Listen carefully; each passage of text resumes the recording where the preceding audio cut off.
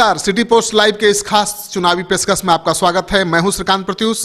आपको बता दूं कि महागठबंधन में भी सीटों के बंटवारे को लेकर रार मच गई है और आपको पता है कि एक दिन पहले ही उपेंद्र कुशवाहा अपने पार्टी के नेता नागमणि के साथ लालू यादव से मिलने गए थे। सन ऑफ मलाह भी गए थे और दोनों को लेकर अपने साथ तेजस्वी गए थे लालू यादव से मिलने। तो माना जा रहा था कि लालू यादव के साथ मुलाकात के बाद सीटों के बंटवारे को लेकर जो पेच फंसा हुआ है सुलझ जाएगा। लेकिन आपको मैं बता दूं, जो सूत्रों के हवाले से खबर आ रही है कि ये पेच सुलझा नहीं है बल्कि और उलझ गया है। और नागमणि, जिसने सबसे ज़्यादा अहम भूमिका निभाई है रालोसपा को महागठबंधन में लाने में, उनकी सीटों को लेकर ही पेच फंसा है। नागमणि चाहते हैं कि चतरा सीट उनको मिले और एक जहानाबाद सीट मिले। वो अपनी पत्नी को भी लड़ाना चाहते हैं और उनकी पत्नी भी प्रदेश की जानी मानी नेता हैं और वो कई बार चुनाव लड़ चुकी हैं, मंत्री भी रह चुकी हैं। तो उनको नागमणि चाहते थे कि चतरा से चुनाव लड़ाएं और खुद जहानाबाद से चुनाव लड़ना चाहते थे। लेकिन दोनों ही सीटों पर आरजेडी के उम्मीदवार पहले से ही ताल ठोक रहे हैं। चतरा से बालू कारोबारी सुभाष यादव चुनाव प्रचार कर चुके हैं और माना जा रहा है कि लालू यादव ने उनको हरी झंडी दे दी है। तो चतरा सीट फंस गया है, लेकिन नागमणि चतरा सीट पर ही अड़े हुए हैं। चतरा सीट की जगह सूत्रों के हवाले से जो खबर आ रही है, लालू यादव ने उनको हजारीबाग सीट से लड़ने का न्योता दिया है। लेकिन हजारीबाग सीट लेने का कोई मतलब नहीं है, क्योंकि हजारीबाग सीट पर हमेशा बीजेपी का कब्जा रहा है। तो नागमणि को पता है कि हजारीबाग से सीट निकाल नहीं पाएंगे और उन्होंने साफ साफ सिटी पोस्ट लाइव से कह दिया है कि हजारीबाग से चुनाव लड़ने का कोई सवाल ही नहीं उठता है। उपेंद्र कुशवाहा ने भी लालू से मुलाकात के बाद संकेत दिया था कि बड़े भाई नागमणि झारखंड संभालेंगे, यानी झारखंड से चुनाव लड़ेंगे और वो बिहार संभालेंगे। तो उपेंद्र कुशवाहा कहाँ से लड़ेंगे तो सबको पता है, काराकाट से वो सांसद हैं, वहीं से चुनाव लड़ेंगे। लेकिन नागमणि कहाँ से लड़ेंगे ये अभी तक क्लियर नहीं हो पाया है, क्योंकि नागमणि चतरा और जहानाबाद के सीट पर अड़े हुए हैं।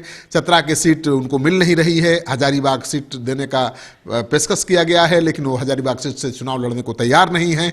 जहानाबाद से आरजेडी के नेता सुरेंद्र यादव ताल ठोक रहे हैं और उस वजह से ये इस सीट पर भी पेच फंस गया है।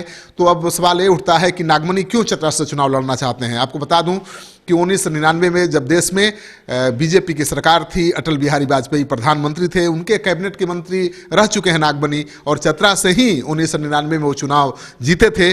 नागमणि का कहना है कि वहाँ पर यादव समाज बिल्कुल उनके साथ खड़ा है और जो अल्पसंख्यक हैं, जब बीजेपी से चुनाव लड़ रहे थे तब भी अल्पसंख्यकों ने उनके पक्ष में गोलबंदी की थी, उनको वोट दिया था। तो उनका कहना है कि महागठबंधन से केवल चतरा सीट वही निकाल सकते हैं, क्योंकि दूसरा कोई भी उम्मीदवार वहां जाएगा उसको न तो यादव का समर्थन मिलेगा और न ही अल्पसंख्यक उसके पक्ष में गोलबंद होंगे, जैसे कि पूरे बिहार में गोलबंद हैं। तो अब आप समझ सकते हैं कि महागठबंधन में भी सीटों को लेकर पेच फंस गया है और रार शुरू हो गई है। जीतन राम मांझी तो पहले ही संकेत दे दिए हैं और उन्होंने कह दिया है कि हमको छोटा नहीं समझा जाए। रघुवंश सिंह आरजेडी के बड़े नेता हैं और वो कह रहे हैं छोटे दलों को कि नसीहत दे रहे हैं, कह सकते हैं कि छोटे दल सीटों को लेकर बार्गेन न करें, ब्लैकमेल न करें। तो जाहिर है कि अब एनडीए के बाद महागठबंधन में सीटों के बंटवारे को लेकर रार मच गया है और ये रार कब खत्म होगा कहना बड़ा मुश्किल है, क्योंकि महागठबंधन का स्वरूप पहले से बहुत बढ़ गया है। अब इसमें 10 राजनीतिक दल शामिल हैं, छोटे बड़े, और सबके दावे बड़े बड़े हैं। ऐसा नहीं है कि छोटा दल है तो छोटा दावा है, छोटा दल का भी बड़ा दावा है। तो कैसे तेजस्वी यादव सीटों का बंटवारा करेंगे, ये सबसे बड़ा सवाल है। और अब तो नागमणि चुनाव लड़ने को तैयार ही नहीं है, हजारीबाग से चतरा सीट लालू यादव देने को तैयार नहीं है। जहानाबाद सीट पर भी सुरेंद्र यादव ताल ठोक रहे हैं। तो नतीजा क्या होगा आप खुद अंदाजा लगा सकते हैं।